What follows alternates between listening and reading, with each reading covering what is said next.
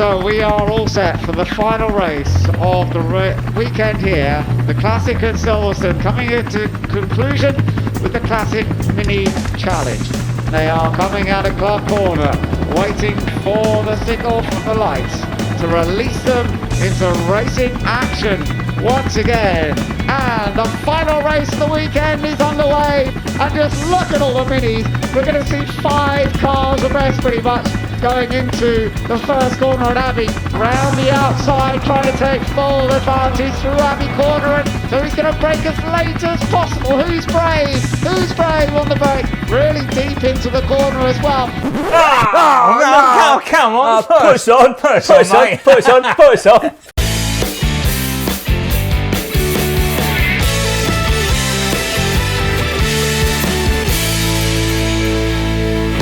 Right, welcome to this week's episode. Get me words, for you to say. Get me words out. Hello, everybody. Going to be a little bit of a shorter episode this week. Going to be mega short this week. If you haven't already watched it previously, we did some interviews down at Brands Hatch with Harry Nunn, Andrew Sparrow, Max Coates, and Bradley Gravitz. And Gravit. You always say Gravitz. It's Gravit, isn't it? It's Gravit. Sorry, Bradley. He gets very angry about that, don't you? Gravit. Bradley Gravit. And Rob Gravit. There we go. Right, Gravit. If you haven't already watched them, go back and have a watch of them. And they're not bad, actually. But of course, being down there, limited our time in the workshop, so we haven't got so much done this week. I haven't been very well either, so neither have I. Anyway, so long story short, we'll do a bit of a catch up. So a bit of a catch up. We want to show you some things to do with the subframe, the back end, bits and bobs. Some spraying in the front of the car before all this goes back on. A bit about the gearbox and a bit about the fuel tank. So it's just a generalisation because we're waiting for bits. To be fair, we're still waiting for some bushes to come from Powerflex. They've got like a massive delay on them. So we're just a little short catch up, really, a refresh. More for ourselves, I think, actually, more than anything. Exactly. Yeah. Right, I'll get the other side of that camera. Get the other side of that. We'll crack do on. What you do best, and then Right, let's get on with it. Yeah. Right, I'm making. Guess what I'm doing? Making a cup of tea, knowing you. Yeah. I am. I've only had 14 today. Is it a nice cup of tea? It's a lovely cup of tea. Can't be anything. It's in a lovely mug as well. You know what? I bought a mug off of Steve Parrish, and I've left it at home. I was going to use that today. Oh yeah, I saw that on Facebook. Yeah, help him out a bit. Yeah, those of you who didn't see it on Facebook, go on Facebook and you'll see it. Yeah. Minis and Motorbikes, Facebook. Yeah. Talking about Facebook, look at the interviews with Rob Gravit and Bradley Gravit, Max Coates and Harry Nunn. Very good. This is a very short one. I'm very sorry. So what we're going to talk about first? We're going to talk about the subframe. I've clamped the subframe up. I've sort of slapped I've put the poly bushes on the anti-roll bar, front anti-roll bar. I've just bolted them down. I haven't torqued it up or anything. And then let me put that so I don't get cold. I don't think we really explained enough before because we're changing the caster on it with the new poly bushes. It changes the caster angle on it, so then that in theory should help it turn in, or help rotation is the modern word, but I like Bradley, we use the old-fashioned word turn in, so it helps it turn in better. I thought it was the other way round. No, I thought rotation rotation is the modern word. Oh, I thought that was the old-fashioned word. Rotate, on Formula 1 and all that. No. Yes, you can't get the car to rotate. Well, there's no need to get all like toffee-nosed about it. Can't get the car to rotate. There's no rotation with the car. Oh, I thought that was the old boy what we want to do is change the track, change the caster on it, and then we want the car to turn in, get it to turn in, get that nose to get in. That's what are we looking at? So we've got what are you talking about? We've got the wishbones. Shall I come in a bit closer? Yeah, come in a bit closer. So we've done the wishbones, they're uprated and they've given us a little bit more negative camber, which we probably don't need them anyway. They're uprated and stiffer. But can you adjust that? No, don't want to, Right. And then we've got stiffer ones on here, so that makes that stiffer. What's that in your hand there then? That's the sub-axle carry. The steering arm goes onto that bit. Shock goes into the top of that. That then goes onto that bottom of that wishbone there. And then the hub goes onto there, bolts onto there, which is a bloody good design actually, because if the hub goes, you just unbolt it and you ain't got to use a press or nothing like that. Just knock it out and put a new one in. So you can carry them as spare. So if you have one go when you're racing, It's easy enough to change. It's always the near side or the off side that normally goes. I can't remember which one it is now. And I I suppose think it's the near side one that normally goes more because it's got more pressure on it. Because most circuits are clockwise. Yeah. So that goes on there like that. Yeah. So you didn't think I was that goes going to on say like that, that, did you? And that one, you see, that's the washer look we were talking about in the bolt, but we had to tap those out. So we drilled and tapped that section out there. Right. And then put those washers on, and then obviously that sit on there. Where does it sit? Sits there, right on top of that. Sits on there like that. It stops it moving forward inside that polybush. Right. Which is something that's on order. There's a massive delay on there. The like rubber polybush thing, isn't it? Is it rubber or is it like a plastic? It's polyurethane. And I've put them in. I've put the anti-roll bar ones in, so they're in with the grease on. And that's about it really on there. Now the gearbox, we've got to make this bracket up. I haven't had a chance to do it yet, obviously, because we've been gallivanting. We've been going around the world, doing all sorts of things. Gallivanting? Yeah. That's an old-fashioned word again, isn't it? Yeah, Showing you age there. Yeah. Gallivanting. Yeah, gallivanting. Now, the I gearbox. thought you needed a horse to go gallivanting. No, that's gallipanting. Yeah. I haven't done gallipanting for a long while. Right. Yeah. Girl in Leicestershire, we last done gallipanting. Or just a panting. Yeah. Right, okay, so gearbox. Bosch. Bring it in, Mark. Bring it in, Mark. So Bring in the love, Mark. Bring in the love. Shut up. Is this the old gearbox, the 5-speed or the 6-speed? No, this is a 6-speed. The 5-speed's been put up out of the way because we're not going to need that anymore, are we? Right. If anyone wants it, they can have it. Right. It's a freebie. So you want me to come in close now? Come in closer. Right. Come closer, my darling. Come closer. Right, now, I'm going to have to get this round here, look. I've stuck the side. See, I called it the master. And it's not, it's a slave. I kept calling it the master last episode, it's not, it's a slave. So, you mean you made a mistake? Yeah, do it a lot. So look, if we show you, look, it's plugged onto there and goes where it's supposed to go to move that arm for the gearbox to change gear. So the clutch, you push the clutch pedal in, it pushes hydraulic fluid through, pushes that, boom, change gear. But there's something broken there, isn't there? Yeah, but there's something broken. You'll be able to see it better. Because at the moment, look, there's supposed to be two bolts there, look. There's only one bolt in at the moment. Because you've got nothing to bolt it to. Nothing to bolt it to. Look, so yeah, look. It's a slave, look. So that goes into there to push that hydraulic pressure, pushes that in and out, blah, blah, blah. So then that bolts onto there. So obviously, there should be another one mirroring that bit around this other way. And it's not. Snapped off. Snapped off. Because someone's stood on it or it's been dropped. Yeah. It's been dropped and just snapped off because it's just a fork coming out. So what we're going to do is make a plate up that goes round there, which is the same shape as that, to mirror that. Yeah. And then so it goes past, but it'll go past, and then I'll have a metal cylinder threaded. Well, actually, it's machined. I've had it machined, to be fair. I've got it with me.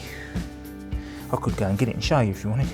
And then that'll go between there, and then I'm going to fix it onto there. So then that gives us a stable platform to fix that metal bracket to. Right. Get me? Yeah, I do. Get me blood? I do. Right. Yeah, and then that'll go on there like that, and that'll be bolted to there, and then it'll hold that obviously. And you haven't got that yet, have you, that plate bit? No, I'm going to make that. Make that this week. Yeah, right. just haven't had a chance to do anything. We're waiting for bits and all sorts. So all yeah, right. so then the gearbox, we clean the gearbox down, or treat that with a cleaner, we jet wash it down inside and out, and then that'll be rebuilt. I think the rebuild kit's about 160 quid for that.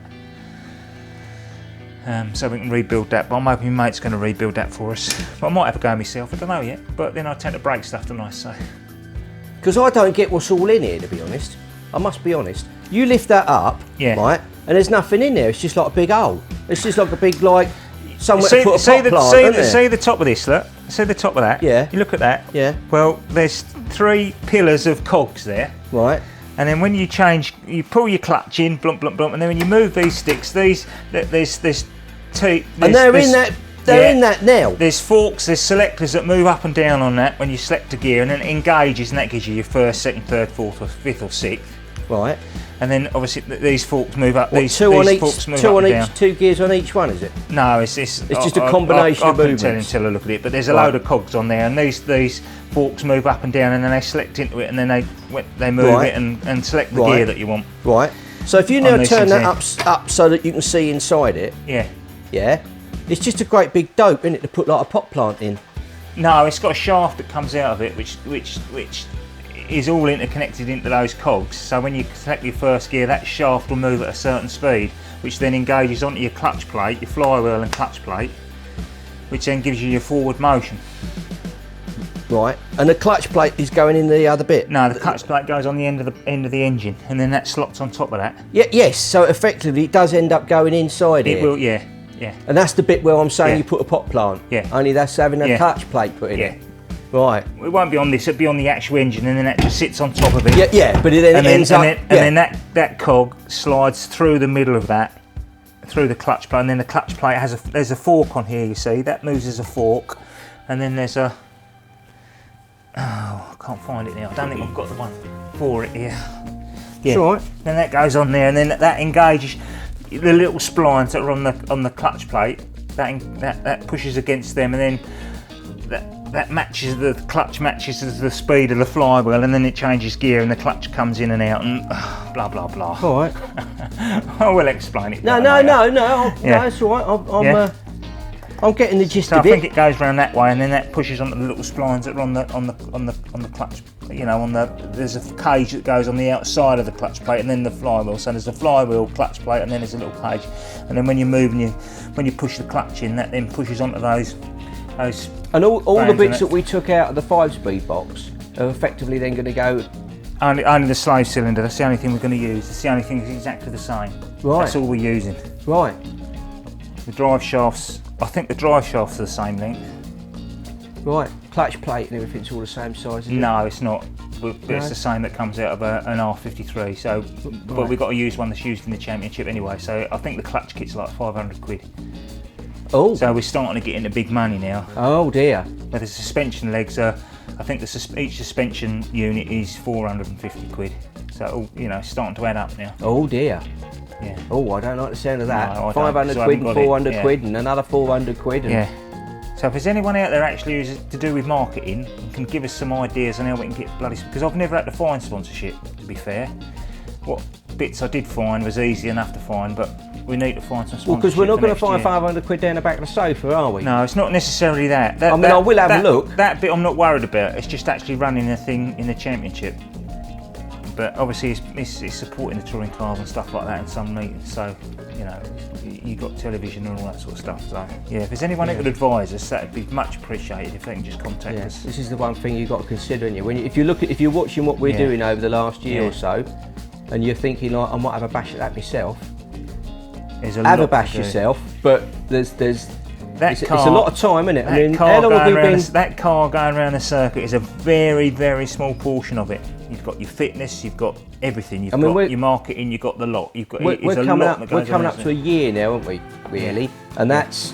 Yeah. But we're not doing it full time. We're just like grabbing the odd evening weekends. If we weren't filming it and said, well, this would be done by now. Mainly because we're filming it and we want to show it what sort of goes into it, the work that goes into it. But but we're kind of like at the point now where we've had the car, we've stripped it down. We're now beginning to start putting things back, and it's getting expensive. So we're now going in the other direction of like not dismantling it but building it. But now all the bits that we can't put back on, all the bits that we have to put on the right bits because of what they specify. Yeah. It's like the engine work, the head work. That's probably another £1,000, if not more. There you see on the head work. So yeah. I don't like all these 500 quids and £1,000. Yeah, it's all gone from 10 quid, 15 quid up to your 60, 70 quid. Now it's your 100 quids, and now we're getting to your 300, 400 top marks. It costs probably about £4,000 to build the car, I would have thought.